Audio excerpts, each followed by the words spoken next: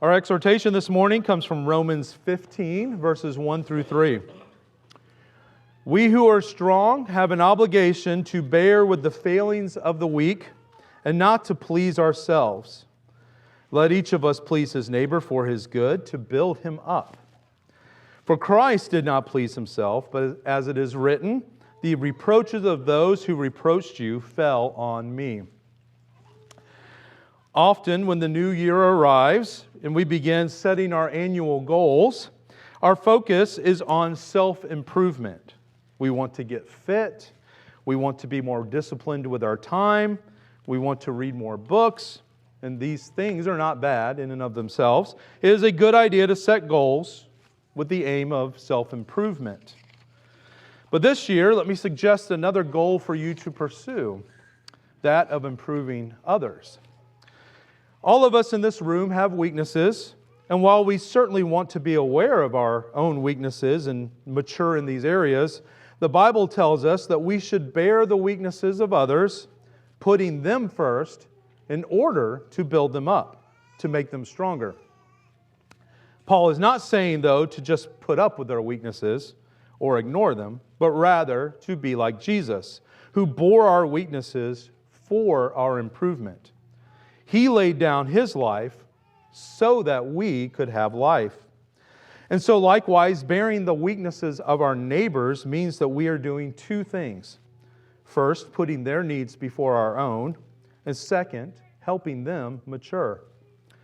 So for example, in a marriage, it is easy for our spouse's weaknesses to make us bitter, or perhaps on the other end of the spectrum, for their weaknesses to become so routine that we ignore them.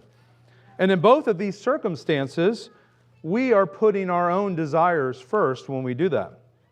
Our job, though, is to recognize those weaknesses, bear them in love, and help them.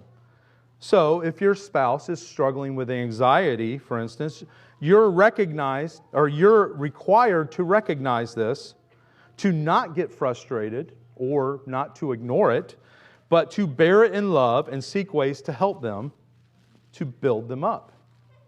But marriage is not the only relationship this applies to.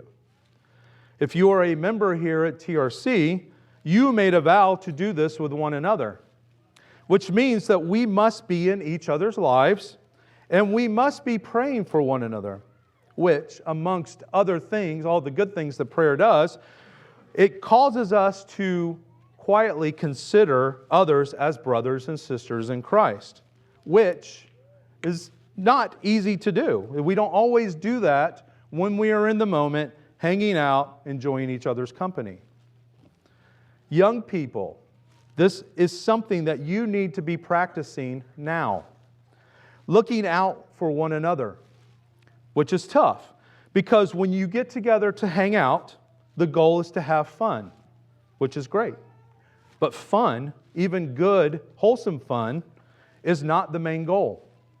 And this is where you have to be aware of the weaknesses of others and recognize that your job is not to make sure that you're having fun or even to make sure that they're having fun, but whether your main job is whether you are loving one another in such a way that you are building your friends up, that they are being edified by you, that they are becoming more Christ-like through your friendship.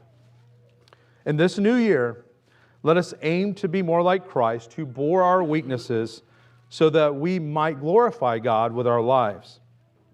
Do this for one another.